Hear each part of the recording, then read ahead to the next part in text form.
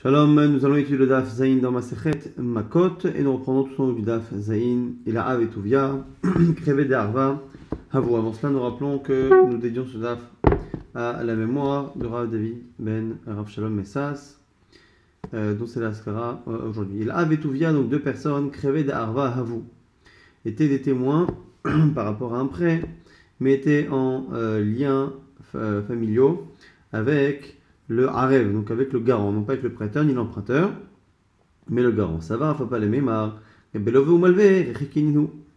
Papa a voulu accepter leur témoignage en disant que par rapport aux principaux intéressés que sont le lové et le malvé, donc l'emprunteur et le prêteur, au final ils n'ont pas de proximité. Malé Ravuna lui dit, Père de Rav le fils de Rav Yoshua, Rav Papa il lui a dit, dites-les les lovés, la bata arvé, Azil malvé. Dans le cas où l'itlé est lové, dans le cas où l'emprunteur n'a pas d'argent pour rembourser, n'est-ce pas que le prêteur va aller chez le garant, et donc du coup le garant fait partie intégrante de ce prêt. Nouvelle Mishnah, Mishinigmar, Dino, Barach, ou Balifne Oto Beddin. Donc celui qui a fui et il a été jugé, condamné à mort, il fuit et il revient et il se retrouve face à ce même Beddin. Alors, El Sotrin et Dino, le Beddin ne peut pas remettre en cause ce qu'il a dit une première fois. Comme maintenant,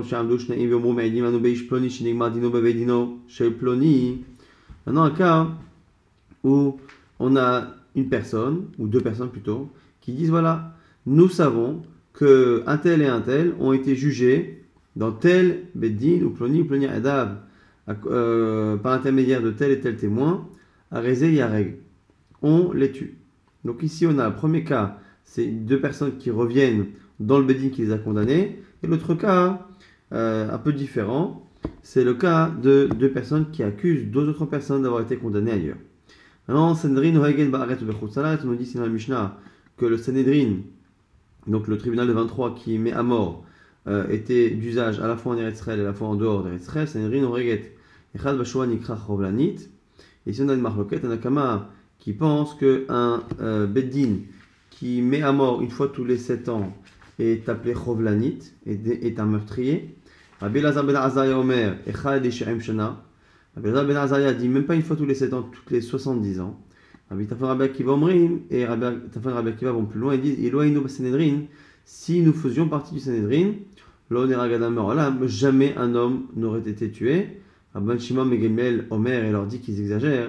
Afen Marvich auprès d'Amim Israël, il dit mais vous auriez, à l'époque, vous auriez provoqué la multiplication des meurtres et des meurtriers en Israël à cause du fait justement de ne jamais appliquer la peine de mort. Alors, maintenant la Gemara nous dit l'ifne Oto Beddin Huden Sotrin. On reprend la première halakha qui nous dit que lorsque quelqu'un fuit et revient, et on a parlé d'un cas où il est revenu dans le même Beddin, donc il ne peut pas, le même Beddin en question ne remettra pas en cause son premier jugement. Alors on fait une déduction. Si on a parlé du cas où il revient vers le même Beddin, ça sous-entend que s'il revient vers un autre Beddin, c'est pas pareil, que peut-être que le nouveau Beddin, lui, regardera le problème à nouveau. Halifne Beddin Acher Sotri. Et le problème, c'est que c'est contradictoire avec la seconde halakha. Pourquoi est-ce que la Tanesefa, comme Shamdou Shnei Vomrim, mais dit maintenant, et Ish Ploni Shenigma, Dino Bevedin Ploni Aidav, à Rezenerag, il y a une contradiction. Pourquoi? Parce que si on dit que un Beddin doit se tenir au premier psak que quand c'est le même, expliquez-moi comment dans la deuxième halakha, c'est pas les gens eux-mêmes qui viennent avouer, mais c'est deux personnes qui accusent et qui disent voilà, telle et telle personne ont été jugées par un autre Beddin. Si déjà quand la personne elle-même revient, mais vers un autre Beddin, le nouveau Beddin doit juger, puisque c'est que le Oto Beddin qui ne juge pas à nouveau, a fortiori lorsque c'est quelqu'un d'autre, la Gemara dit Lokashi, Kan Be'etz Israël, Kan Bechutz Haaretz. La Gemara, au nom d'Abaye, fait une distinction entre Eretz Israël et Chutz Haaretz. Pourquoi? C'est une braïta qui montre cette distinction. D'Etania, Rabbi Yehuda ben Dostai, au même Mishum Rabbi Shimon ben Shatach, au nom de Rabbi Shimon ben Shatach, Barach Meretz Chutz Haaretz, lorsqu'un homme fuit d'Eretz Israël à en dehors d'Eretz Israël. Et Sotrin et Dino. Un Beddin qui est à l'extérieur d'Eretz Israël ne peut pas contredire le din qui a été rendu par un Beddin israélien et donc on ne peut pas reprendre l'affaire. Donc, la Haaretz, mais l'inverse, Sotrin et Dino, Mivnis Chutash Eretz Israël, c'est l'inverse. On dit que c'est comme si Eretz Israël avait un sroud. Donc quelqu'un qui a été jugé, condamné à mort en dehors d'Eretz Israël et qui arrive en Eretz Israël et qui est soit dénoncé par quelqu'un, soit qui lui-même avoue avoir été condamné ailleurs, comme c'est Eretz Israël, on dit le mérite d'Eretz Israël fait que la personne sera jugée à nouveau. Sanhedrin Noheget, on avait dit dans la Mishnah que le Sanhedrin fonctionne à la fois en Eretz Israël, à la fois en Chutz La'aretz. Milan et Milé, dont on le sait, des Norabanan, c'est une braïta. C'est marqué dans Bamidbar là-bas que ce qui a été dit précédemment, ce sera pour vous Chokat Mishpat et Dorotechem, des règles de justice, les Dorotechem pour les générations, Bechol Moshvotechem, dans toutes vos demeures, dans tous les endroits où vous vivrez et demeurez. La Manoul Sanhedrin, Shinogen Baret ou Bechutz La'aretz. Bechol Moshvotechem, nous dit ici la Gemara, ça nous apprend que le Sanhedrin doit fonctionner dans tous les endroits où l'Arm Israël habitera, c'est-à-dire à la fois en Israël et à la fois en Galout. On va dire alors, pourquoi c'est marqué par ailleurs Bechol Sha'arecha dans toutes tes villes. Et dans toutes tes villes, ça donne l'impression que c'est les villes qui nous appartiennent. Et donc en Israël, non pas en dehors. On va dire Bisha'arecha Tamashiv Bate Dinim Bechol Pelech ou Pelech ou Bechol A'ev. C'est pour faire une distinction entre les deux manières d'avoir l'obligation de mettre des tribunaux. Bisharecha dans tes villes, dans tes portes, ici c'est une allusion à la misère qu'il y a en Eretz Israël. En Eretz Israël, il faut mettre dans chaque petite ville, on avait vu, dès qu'une ville a un peu plus de 100 habitants, il faut absolument qu'il y ait un Bedin de 23, donc ça va très très vite. Quasiment toutes les villes ont un Bedin, un Sanhedrin de 23. Alors que dans Chutz La'aretz, il faut que ce soit une ville assez importante ou une région dans laquelle on met un tribunal, mais pas forcément des villages. Et donc c'est ça la distinction qu'il y a. C'est deux mitzvot différentes entre le fait qu'on soit en Eretz Israël et en Chutz La'aretz. Sanhedrin Oreget, on a vu la marloquette après entre Tanakama, Rabbi Elazar ben Azariah, Rabbi Akiva et Rabbi Tarfon. Est-ce qu'un Bedin qui tue une fois tous les 7 ans, tous les 70 ans, et Choblanit, ou selon Rabbi Akiva et Rabbi Tarfon, il ne faut jamais le tuer. Alors, Ibaya Lehu, on a une she'ela. Le deuxième avis. Le premier a dit qu'un Bedin qui tue tous les 7 ans, et Choblanit, est un tribunal qui est assassin, entre guillemets, meurtrier. Après, le deuxième avis a dit même 70 ans. La question c'est est-ce que même 70 ans, même une fois 70 ans, c'est déjà un tribunal meurtrier? Ou est-ce que non, c'est ce qui est toléré? En gros, est-ce que une fois tous les 70 ans, comme selon le second avis, est-ce que c'est la normalité ou est-ce que c'est déjà trop? Alors, est-ce que c'est déjà un comportement meurtrier, un taux déjà trop élevé? Ou peut-être que c'est au contraire, c'est ça la normalité, c'est l'habitude. La Gemara dit Tekou, il n'y a pas de réponse. Rabbi Tarfon, Rabbi Akiva Omrim, il a inové roulé. On a vu que sur Rabbi Tarfon, Rabbi Akiva, il a dit que s'ils étaient au Sanhedrin, jamais il n'y aurait eu de mort. On va dire Echi Avu Avde. La Gemara dit attends, avant même de discuter sur le fond philosophique de leurs avis, comment techniquement auraient-ils fait quand se présente à eux une personne qui a tué ou qui a une relation interdite et qu'on a des témoignages et que les témoignages sont glad kasher? Comment auraient-ils fait? Ils ont beau vouloir ne pas mettre à mort. La Gemara pose d'abord une question technique. Techniquement, comment auraient-ils fait pour ne pas appliquer une obligation alors que la Torah dit de tuer dans certains cas? La Gemara Rabbi Yochanan, Rabbi Elazar, Damre Tavayu, les deux disent, Rabbi Elazar et Rabbi Yochanan, comment? Reitem Trefa Harag, Shalem Harag. Ils auraient posé des questions, quand on creuse, ils auraient posé des questions qui sont finalement impossibles à répondre. Pourquoi? Parce que déjà, quand un meurtrier tue, pour qu'il puisse être condamné à mort, il faut avoir la certitude déjà que la victime n'était pas elle-même blessée intérieurement à l'origine de quelque chose et qui aurait pu, dès le départ, faire en sorte qu'elle ne soit pas viable. Alors, est-ce que vous avez tué quelqu'un qui était déjà pas très fort? Shalem, est-ce qu'il était entièrement entier au niveau de son corps? Amaravashi, imtim salomar shalem ava, dimamekom saif, nekev ava, et même, si tu veux dire qu'on a vérifié après, qui nous dit qu'à l'endroit où le couteau a été planté, qui nous dit qu'il n'y avait pas une blessure à cet endroit-là. Imaginons que la personne est perforée, je ne sais pas moi, le poumon ou je ne sais pas quoi, ou voilà, et qu'on retrouve à cet endroit donc la trace du couteau, ben, peut-être que c'était là-bas exactement qu'il y avait déjà la blessure, qui faisait que la personne était déjà mourante. Alors la Gemara dit la Gemara dit ok, ça c'est pour les meurtres. Maintenant, les autres cas de peine de mort classique, c'est les relations interdites.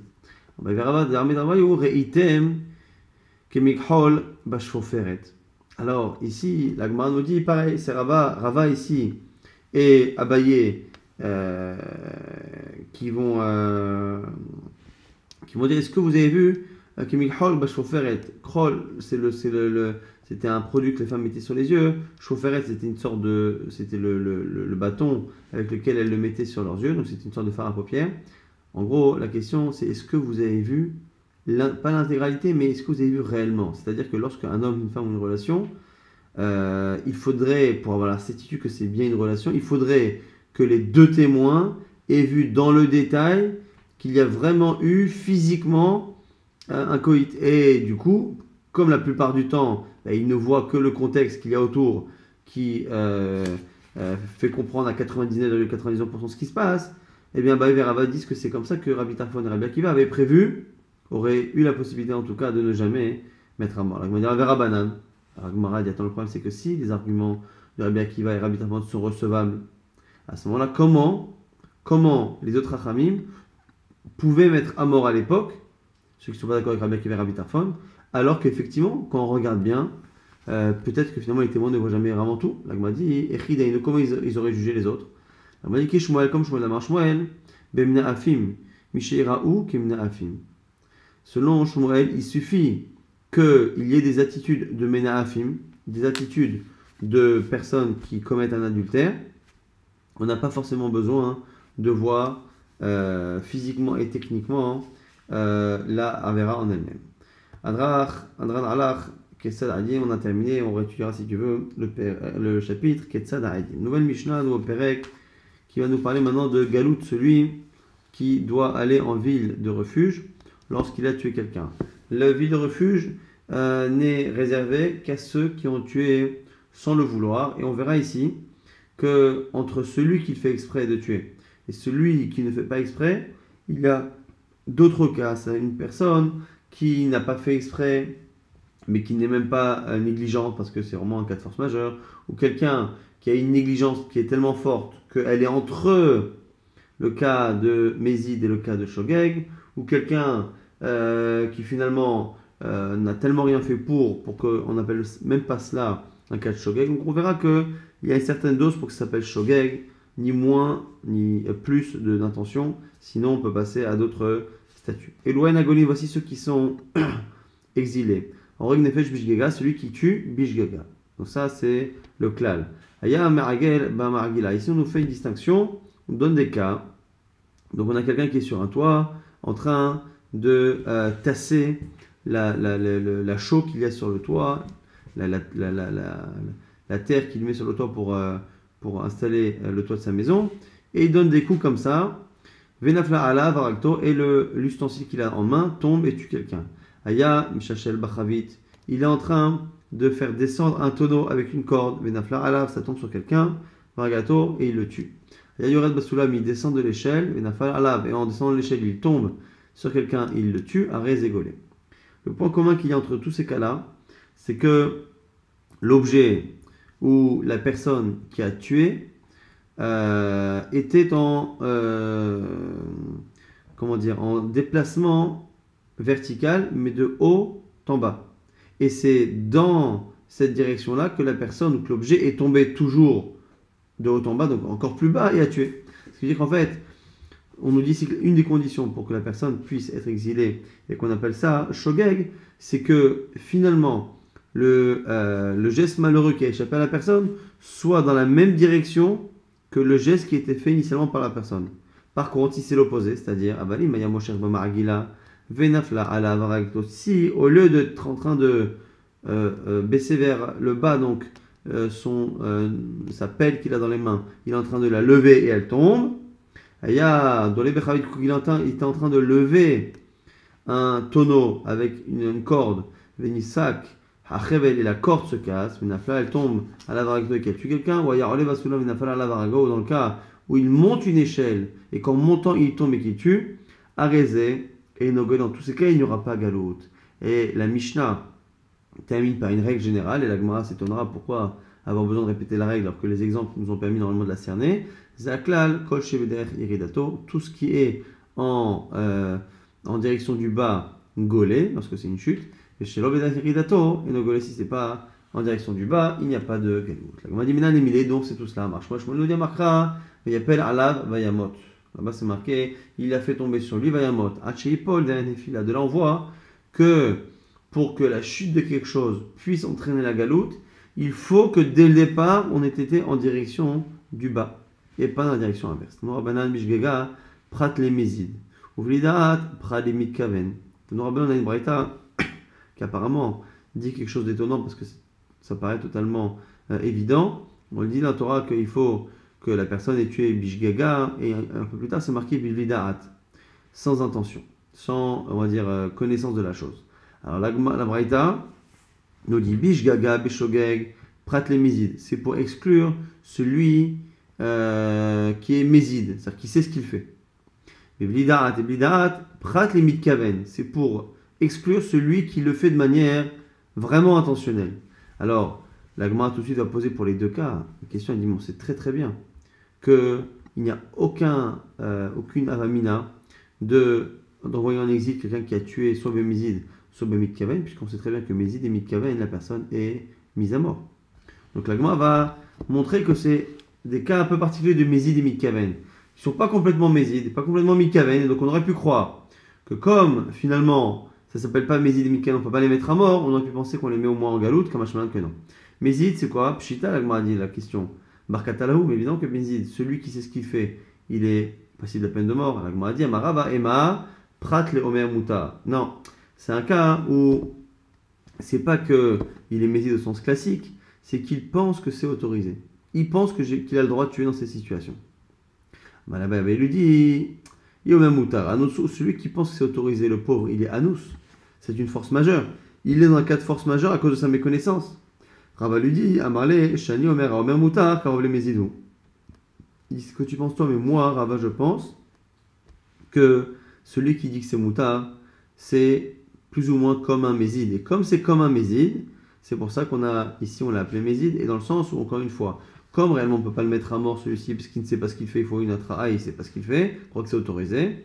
Et donc, comme c'est un Mézid, mais qu'on ne peut pas mettre à mort, on aurait pu penser qu'on le met en galoute, comme Hashmalan, c'est pour ça qu'on a dit Bishgaga. Biblidaat, Prat et Mitkaven, on dit dans la Braïta, c'est que le Mitkaven, celui qui le fait par intention. On dit pareil, Mitkaven Pshita, Barkatalahu, celui qui a une intention de tuer, évidemment qu'il est mis à mort. Marabarabano dit, Prat et Mitkaven, la Rogata Bema, Vargata Adam. Alors c'est un cas de Mitkaven sans Mitkaven, c'est-à-dire, il a voulu tuer quelqu'un dont le meurtre n'est pas Chayamita, et finalement il a tué un juif dont le meurtre est Chayamita. Donc il est Mitkaven sur l'action de mettre à mort quelqu'un, mais il n'est pas Mitkaven sur cette action-là qui le rend Chayamita. J'aurais pu penser que comme je ne peux pas le mettre à mort, je le mets en galoute comme Hashman que non. Donc c'est quoi? Il a voulu tuer un animal, il a tué un homme. Il a voulu tuer un kouti. Donc les koutis, c'est certaines personnes donc, qui s'opposaient au judaïsme et qu'on avait le droit de tuer. La règle d'Israël, il a tué en Israël. Les Nefel, il a voulu tuer un enfant, un bébé qui n'est pas viable, qui ne peut pas vivre. Et il a tué quelqu'un en bonne santé. Dans ces cas, à chaque fois, il a tué quelqu'un, il a voulu tuer quelqu'un sur lequel il n'aurait pas pu être condamné à mort. Moi, il a tué quelqu'un pour lequel il est condamné à mort. On aurait pu penser que comme on ne peut pas le condamner à mort complètement, on le met en galoute, comme Hashman que non. Tanura Banan, il me fait à. Alors, c'est marqué justement au sujet de celui qui tue par inadvertance. Il me fait à Belo Eva Dafo, il faut que ce soit Befeta de manière imprévue. Belo Eva, il faut qu'il n'y ait pas à la base d'inimité entre les deux, de haine. Ou qu'il envoie sans le vouloir un objet, un ustensile, sans, encore une fois, avoir prémédité, sans qu'il y ait de guet-apens. Et chaque mot va nous permettre d'apprendre quelque chose. Tanora Banan, im befeta, pitom, là-bas c'est marqué quoi? Prat le keren zavit. C'est pour nous dire que il ne faut pas que ce soit un cas où ils se sont cognés. Deux personnes qui viennent d'une rue, de deux rues perpendiculaires, et ils se cognent, et hop, le tombe et meurt. Belo Eva après t'es sonné. Belo Eva, il faut que les deux personnes ne se détestent pas. Hadafo, Shlechafo, Begufo. Hadafo, voilà, ça vient nous parler du cas où la personne, par son corps, a poussé, écrasé quelqu'un. Ishlich Alav, la vie iridashi, il est Alia. Ishlich Alav, c'est pour nous dire qu'il y a aussi le cas où la personne, quand elle est descendue pour remonter, ça peut rentrer dans ce cadre-là. Et Belot Sedia, quand on dit là-bas, il ne faut pas que la personne l'ait attendue lui ait tendu un guet-apens. Prat et mikaven la tzeze, ve alcha la letzad acher, c'est pour parler d'un cas où il a jeté un objet, il a voulu jeter d'un endroit, finalement c'est parti de l'autre côté. Vachalot sada, encore une fois on répète, vachalot sada, le cas où il n'a pas encore une fois cherché à lui faire mal et à l'attendre. Alors là-bas, tsada, on va à chaque fois faire une dracha par rapport à tzad, par rapport au côté. Pralim mikaven izrok shtaim, izrak arba, ça exclut le cas où il a voulu en lancer 2, finalement il en a lancé 4 et ça a échappé, ça a tué. Vachayavo et re'ehu baya'ar. Là-bas, on nous parle encore une fois d'exemples qui sont cités dans la Torah, celui qui va avec son ami dans la forêt et la suite c'est il prend sa hache pour couper du bois et là-bas il se passe un accident. Alors baya'ar, pourquoi on nous parle de la forêt? Baya'ar reshut la nizak la mazik tikenes sham, la manière que la forêt est un endroit public, où les deux, la victime et le coupable, ont le droit d'entrer. Afkol, Reshut, la Nizak, la Mazik, les Kanesham. Il faut aussi, pour qu'on puisse appliquer ce statut-là, que ça se passe dans un endroit qui est autorisé aux deux, et non pas ni chez l'un ni chez l'autre. Rabbi Abaou pose la question à Rabbi Yochanan.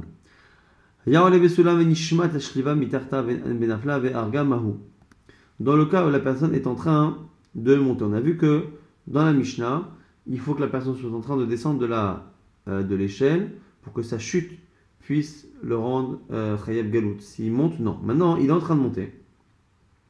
Et au moment où il pose le pied sur une marche, la marche tombe. Et donc, à ce moment-là, il tombe avec. Et si on regarde la position de son pied, effectivement, il a levé son pied au-dessus de la marche. Mais au moment où il tombe, c'est parce que son pied est en train de redescendre. Son pied redescend pour s'appuyer sur la marche. Et comme son pied redescend, est-ce qu'on estime pas finalement que son corps était déjà en position, ou en tout cas en déplacement vers le bas, et dès qu'il pose le pied, ça s'effondre, et il tombe. Est-ce qu'on estime là qu'il était en train de descendre ou de monter?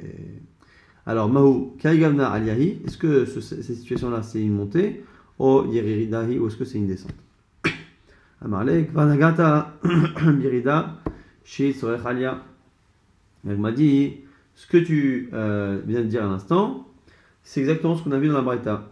Tu as touché le principe de Yerida, Shi Sorech Alia, d'une descente dans le but de monter. Lorsque la personne descend son pied sur la marche, elle descend dans le but de monter. Et on a vu dans la Braïta à l'instant que ça faisait partie des cas où c'était Galout. On a dit Adafo, Darabo, Begoufo, Oishlich Alav, Leavi Yerida, Shitzorech Alia, c'est pour rajouter le cas de Yerida d'une descente qui est dans le but de monter. Mon object, Tive, Zaklal, pourtant c'est marqué dans la Mishnah.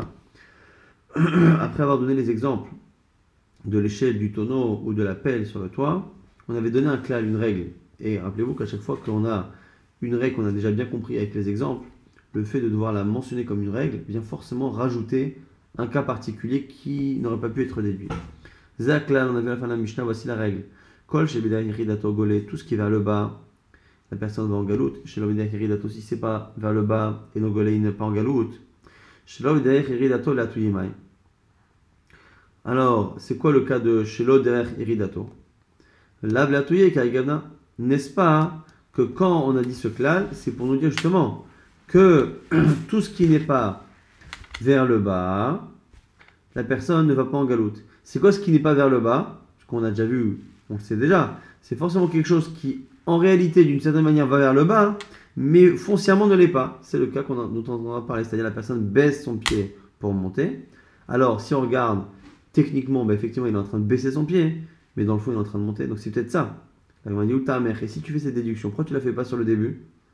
Kol, Sheveder, Iridato, la Tuyemai, qu'on a dit que le klal, la règle, c'est tout ce qui est vers le bas, c'est galout. On n'a qu'à dire que tout ce qui est vers le bas, c'est non seulement ce qui est vers le bas complètement, et même un autre vers le bas, c'est un vers le bas qui dans le fond vers le haut. Et là, l'Agman nous dit quoi? L'Agman nous dit non, et là, les atouillés, katsav, achanami l'atouillé, katsav. Donc la Gemara nous dit quoi? Nous dit non, j'ai trouvé. Les atouillés, ça vient exclure katsav, celui qui est en train de couper de la viande. Alors quoi? Netanya, on a une braïta. Katsav, shayam et katsav basar. On a quelqu'un qui est en train de couper de la viande. Et là, c'est un peu compliqué. Alors, on a ici 4 braïtot Et les 4 braïtot donnent 4 avis différents. Tana Chada, les Fanav, Chayav, les Acharav Pastour. Donc on a ici la personne qui a un couteau et il lève le couteau vers l'arrière et vers l'avant. Premier avis qui dit quoi? Première braïta. Si la personne a reçu le couteau, imaginons que le couteau lui échappe des mains et qu'il tue quelqu'un, si ça se passe devant, il est Chayav. Si le couteau part vers l'arrière et qu'il tue, Pastour. Tania Idar, une autre braïta qui dit l'inverse. Les Acharav, si ça blesse, ça tue quelqu'un vers l'arrière, Chayav, il est en galoute. Les Fanav devant, Pastour. On a une braïta qui fait entre les deux, qui dit quoi? Tania, Idar, ben les Fanav, ben Acharav, Chayav, que ce soit devant ou derrière, c'est Chayav. Tania, Idar, et nous braïta dit, ben les Fanav, ben Acharav, Pastour. Devant ou derrière, c'est Pastour. Donc on a les 4 possibilités. Comme on a 2 cas pour l'instant, avant et arrière, on a finalement tous les dinim possibles. Une braïta qui dit que les deux c'est Pastour, une braïta qui dit que les deux c'est Chayav, et une braïta qui dit que le premier Chayav, l'autre est Pastour, et une braïta qui dit exactement l'inverse. Alors, comment comprendre qu'il y ait 4 avis si opposés? La Gemara dit Velo Kashia, c'est pas une Kushia, ça dépend de la situation. Kan Berida chez les Fanav, Ve'alia chez la Charav, ça dépend quand on parle devant, on a devant en direction de la descente et de la montée. Donc, imaginons qu'on a quelqu'un, un boucher, avec devant lui de la viande, lorsqu'il a son couteau, il a déjà un geste vers l'arrière, mais ce geste vers l'arrière, ça peut être une montée. Et ça peut être après une descente. Et après, lorsqu'il va vers l'avant, il a une montée et il a une descente. La Gemara va nous dire ici que quoi qu'il arrive, ce qui est essentiel, c'est la descente. Dès que c'est vers la descente, c'est Chayav, donc ça peut être vers l'avant ou ça peut être vers l'arrière. Et quand c'est vers le haut, que ce soit devant ou que ce soit ici en arrière vers le haut, ce sera à chaque fois Pato. C'est comme ça qu'on expliquera ces 4 braïtot. Kan Berida chez les Fanav, une fois, si on parle du cas où devant c'est une descente, vers Alia chez les Charav, et derrière c'est une montée, donc c'est pour ça que c'est Chayav que devant. Le cas inverse, Kan Berida chez les Fanav, Berida chez les Charav, c'est l'inverse, donc c'est lorsque devant on parle de la montée et non pas de la descente. Kan Berida chez les Fanav et chez les Charav, dans le cas où on dit que les deux sont Chayav, c'est quand on parle de la partie descente qu'il y a devant et de la partie descente qu'il y a derrière. Kan Berida chez les Fanav, chez les Charav, et de 4 patours. C'est quand on ne regarde que les parties montantes. Maintenant, sur la question qui avait été posée justement par rapport à la marche, lorsque quelqu'un pose son pied sur la marche, la Gemara dit Lima Ketane, c'est peut-être une marloquette Tanaïm. Celui qui monte une échelle et la marche lui échappe sous le pied et il tue quelqu'un en tombant. On a une braïta qui dit qu'il va en galop, l'autre il dit. L'autre braïta qui dit non. Maïla, Vehakamuflagé, n'est-ce pas que c'est ça la discussion? Les Marsava Yeridahi ou Marsava Aliahi. C'est ça la discussion. Est-ce que le fait d'appuyer sur une marche et donc de baisser le pied, c'est une descente? Ou parce que je suis en train de monter et de m'appuyer dessus, c'est une montée? La Gemara dit ça n'a rien à voir. Tu peux très bien imaginer que là-bas, tout le monde pense que c'est une manière de monter. Velo Kashia, Kane Nizakin, Vekan Legalut. Et peut-être que là-bas, quand on a dit un, il a dit Chayav, l'autre il a dit Patour, on parle peut-être pas du même sujet. C'est-à-dire que quand on dit qu'il est patour, il est patour de galoute. Il ne va pas en galoute parce qu'on appelle ça une montée. Or, il faut descendre pour être chayav de galoute. Ah, pourquoi on a dit chayav de l'autre côté? Pas chayav de galoute, chayav de payer. C'est-à-dire que c'est pas parce qu'on applique ou pas parce qu'on n'applique pas la peine de mort, pas parce qu'on n'applique pas la galoute que la personne n'est pas responsable des dommages qui ont été causés. Il va être ma have hale galoute. Ou peut-être dans les deux on parle de galoute, les deux on parle d'un meurtre, on parle de galoute. Velokashia had atlia à delo atlia. Ou peut-être c'est une différence entre un cas où la marche était, le bois était abîmé, c'est-à-dire qu'il a été rongé par des vers, et dans l'autre cas, le bois ne l'était pas. C'est quoi la distinction? C'est que quand le bois a été rongé, la personne pose son pied, elle ne le pose même pas, elle n'a même pas le temps de s'appuyer dessus, de monter dessus, que déjà elle tombe. Donc dans ce cas-là, c'est directement une irida, c'est une descente.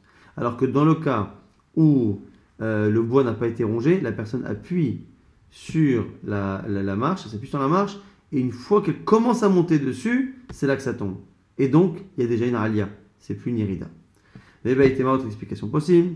Dans les deux cas, on parle d'un cas où le bois n'a pas été rongé par les vers, velokashia a des miadek, mais une logique, on va dire, similaire. Est-ce que la marche était bien placée ou pas? Si elle tenait à la base bien, mais encore une fois, on dit que la personne a dû forcément s'appuyer et monter avant de tomber, et donc elle était en train de monter, pas descendre, si elle n'était pas du tout fixée, et que la personne a à peine posé le pied dessus que c'est tombé, finalement, on dira que le geste était un geste vers le bas et non pas vers le haut. Maintenant, une nouvelle Mishnah qui va nous parler justement du cas qui citait dans la Torah. C'est marqué dans la Torah, je cite le verset, que de personnes qui vont, on a dit, dans la ya'ar, dans la forêt, les chot ha'etz, pour couper le bois. Donc ha'etz là-bas, c'est le bois d'un arbre. Et là-bas, c'est marqué là, venachal barzel minaetz. Et le barzel, le fer, nashal minaetz. Alors au sens premier en général, on imagine que venachal, il a été. Alors deux possibilités. Hein. Soit c'est le fer, c'est ce qu'on verra tout de suite, c'est la marque locale. Est-ce que c'est le fer qui s'est échappé, minaetz, et le etz ici le bois. Donc c'est marqué que le fer s'est échappé du bois ou le fer a fait échapper du bois. C'est ça les deux visions. Soit on dit que le etz ici, c'est le manche qui est en bois. Et donc on dit que le fer s'est échappé du bois. Donc ce serait la partie métallique qui se serait échappée et qui aurait blessé mortellement la personne en face. Ou sinon, venachal barzel minaetz. C'est ici, c'est un actif et non pas un passif. C'est le métal par le coup qu'il a mis dans le bois qui a fait détacher minaetz, une partie minaetz ici de l'arbre qui est en train de couper. Et ce serait le bois coupé qui aurait blessé la personne en face et l'aurait tué. Alors par rapport à ça, on a une marque. Nishmat abarzel mikito vera grabi omer et nogolé. Dans le cas justement où c'est le fer qui s'échappe du manche, selon Rabbi, il n'y a pas de galoute. C'est pas ça le cas de la Torah. Chachamim omrim golé. Rabbi dit bien sûr que c'est ça. Et bien sûr qu'il y a galoute. C'est le cas de la Torah. Donc Rabbi dira que c'est pas le cas de la Torah, mais que ce cas-là est trop, on va dire, trop rare. Le pauvre, c'est pas de sa faute. Bon. Ou on peut même imaginer qu'il peut trouver ça à la limite plus grave. En tout cas, pour l'instant, la question c'est est-ce que c'est le din de la Torah. Maintenant, autre cas. Minaes midbakear. Dans le cas où c'est le bois qui est en train d'être coupé, qui envoie une projection sur la victime. Rabbi Omer, Golé, Rabbi Omer, Galout. Il y a Galout parce que là, c'est le cas de la Torah. Rabbi Omer, mais non Golé. Parce que là, il n'a pas fait exprès. Alors, Tanya Nenbraïta. Rabbi de Chachamim. Rabbi Adia Chachamim. Fechino avinachal abarzel ma'etzo. Est-ce que c'est marqué que le fer s'échappe de son manche, ma'etzo? C'est marqué minaetz, de l'arbre. Enfin, du bois en question. Mais le bois en question, jusqu'à présent, on parlait de quoi? On parlait de l'arbre. Et la minaetz du bois. Et en plus, on émar etz les matins. En plus, si on regarde ce que c'est un etz juste avant dans le verset, émar etz les mala, c'est marqué là-bas. Que là-bas, il est parti pour couper du bois.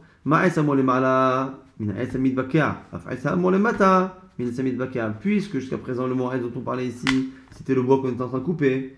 Disons aussi que là, c'est la même chose.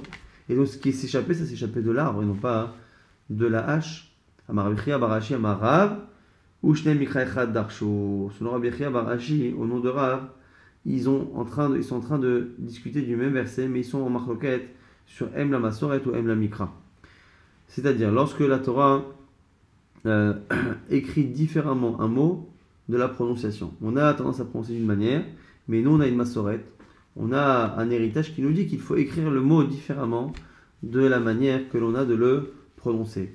Qu'est-ce qui prend, quel est le sens écrit ou le sens oral qui prend le plus d'importance des deux? Alors, Venachal Barzel Minaetz, Rabbi Sava Yesh Em la Masoret. Selon Rabbi, on va dire que l'essentiel c'est la Masoret. C'est ce qu'on nous a transmis d'écrire de cette manière-là. Venichel Ktiv.